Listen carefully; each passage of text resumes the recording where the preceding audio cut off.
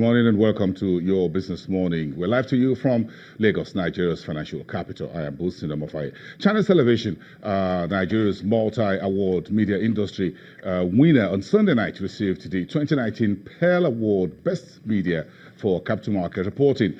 The award was in recognition of Channels Television's robust coverage and analysis of the capital market, which includes equities and the debt market. But of course, this is a special edition of Your Business Morning as we devote the programming hour to an exclusive Q&A with the presidential candidate of the Young Progressives Party, presidential hopeful Professor Kingsley Moghalu. Moghalu, in February, released a book where he outlined 25 visions. But before that, Moghalu is a political economist and a former deputy governor at the Central Bank and the Young Progressives Party's presidential hopeful. These 25 visions was put in a book entitled Build, Grow and Innovate, My Vision for Our Country. That book was released before the curve. In fact, that book was released when a number of parties are not sure who would lead their party. So today, we're having a few discussions about this transformative agenda that he has in those visions. We'll try to bring some of Moghalu's key visions for you, and that's what you see. The first vision in this book is called what Moghalu called leadership is everything. So that's the first question to him. But of course, in Vision 4, he talked about transformative governance strategy. Vision 5 was about why institutions matter. And Vision 6, how to really fight corruption. And then in Vision 10, we found very interesting, he wrote a letter to Nigeria's 60 million youths. What did he have in that letter, and why did he write it? What's Moghalu's Vision 12 on how to restructure Nigeria? But from Vision 14, he talked more about the economy, how to go beyond the GDP, and his philosophical foundation of economic growth in Vision 15. If you go to Vision 16, he brought some foreign examples into how we can get it done, the Asian lessons. In Vision 17, he wants inclusive growth, which include jobs. In Vision 18, he talked about the innovative economy. And in Vision 20, he talked about fiscal policy.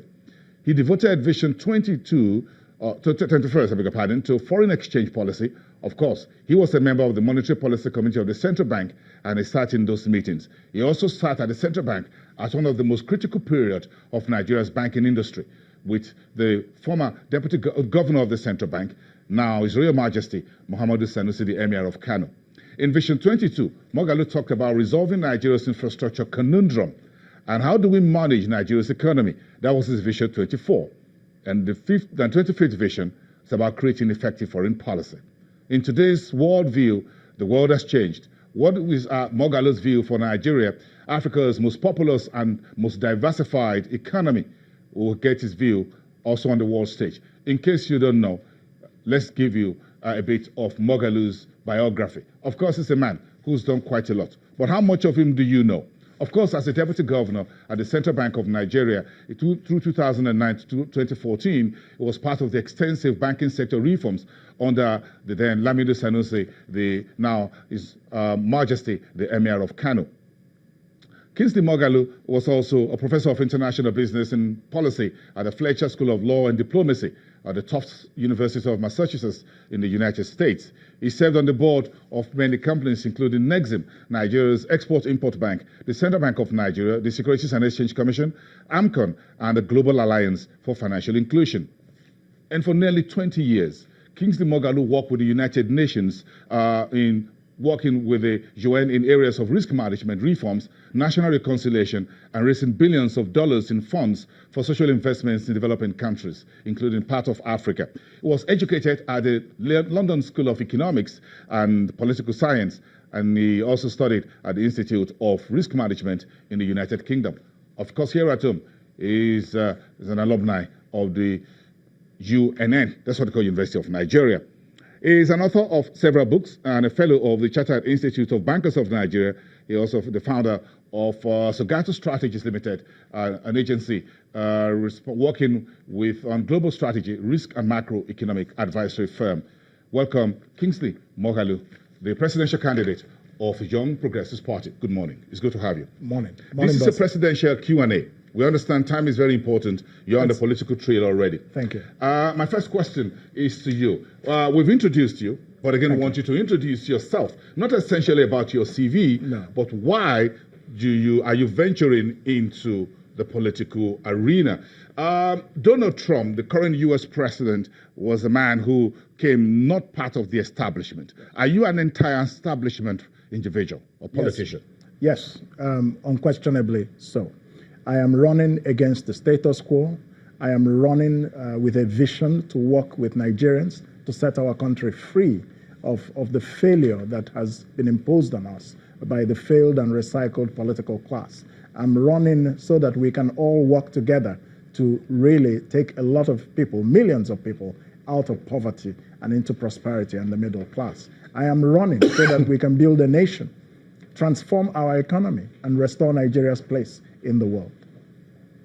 What makes your party, the Young Progressives Party, different, totally different from the establishment? Well, the YPP is a party that is focused on service to the people. It's a party that is focused on service, and it's a party that shuns the politics of greed. It's a social movement. It's not a party that is around one individual. It's not a special purpose vehicle for my presidency. It's a party that is a party of the masses. It's not an elite contraption. The YPP is focused on service, accountability, and the unity of Nigeria. In your book, and this is a very interesting, you are not of several books, so this is not new to you, writing books as an academia. This is what in the foreword, the first paragraph of the foreword to your book, written by His Royal Majesty Moghalu Sanusi, the Emir of Kano, who was your boss 2009 to 2014, says if any country needs a bold vision of how to turn its underachieved potential into reality, it is Nigeria. Few are more equipped and prepared to offer such a roadmap as Kingsley Moghalu. This is a testimonial from your boss. Yes. You served with him at the central bank, so he was the governor, you were the deputy governor. So when we talk about leadership, you understand what leadership is all about. Yes. So when you said your first vision is, or vision one is leadership is everything. Why is leadership everything? Whether it is economy, security, anti-corruption, internal law and order, whatever it is. Yeah. Well, first of all, before I answer that question, you referred to His Royal Highness Muhammadu Sanusi's statement about me in the book. And I'd like to comment a little bit on it. First of all, I'm very humbled by that comment because it's a very serious statement to make about anyone from someone of his status. I will always be appreciative and deeply grateful to Muhammadu Sanusi II for being a friend, a boss, a brother.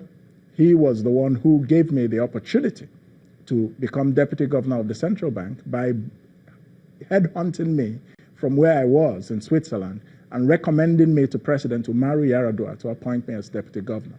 So I think it's important to understand the background, and I will always appreciate him for the work he has done and is still doing.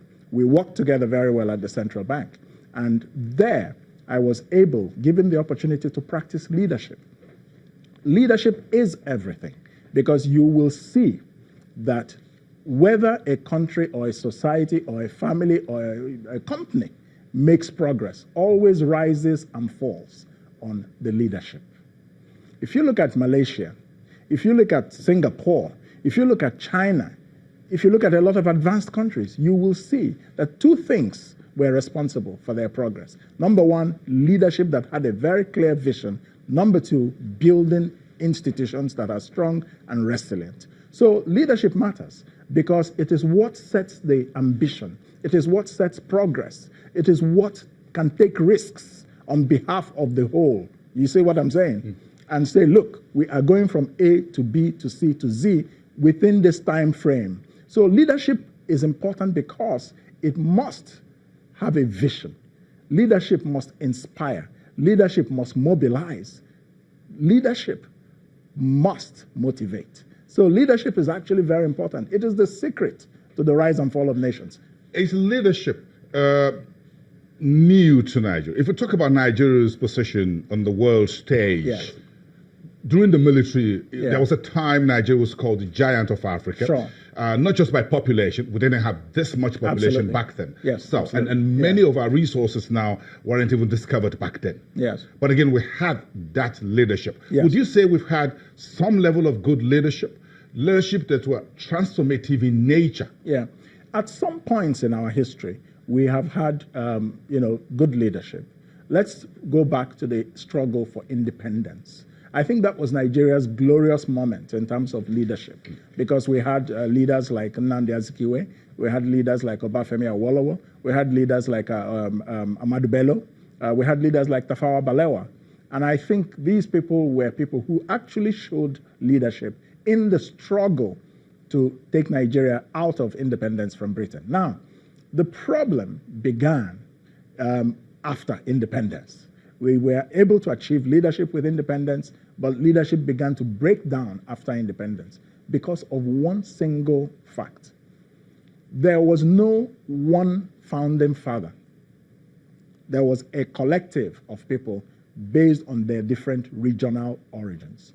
Of all of them, you could arguably say that Dr. Nnamdi Azikiwe was the most national in his outlook. And it was not a surprise that he became the president ceremonially of the Republic in 1963, the Governor General in 1960, and so on. But after that, with the introduction of military rule in 1966, leadership in Nigeria began to break down because leadership became a tool of just power. It was just power, and using power to advance narrow sectional interests. Shortly after 1966, the Civil War occurred. So Nigeria has not been very fortunate with leadership. Certainly, in the political cycle since 1999, we have not really had leaders. In quick summary, so we had leadership, good state before to get independence. Yes. Then we got the military in. Yes. Then we lost it. I think we lost it from there. So we'll take it up from there when we come back. Absolutely. This time around, we need to ask you why institutions matter, and if you consider that to be a major fault line since 1963 to date, even through the military and the current civilian democracy. This is a presidential Q&A, the first on Business Morning with Professor Kingsley Moghalu of the YPP. We'll be right back in 2.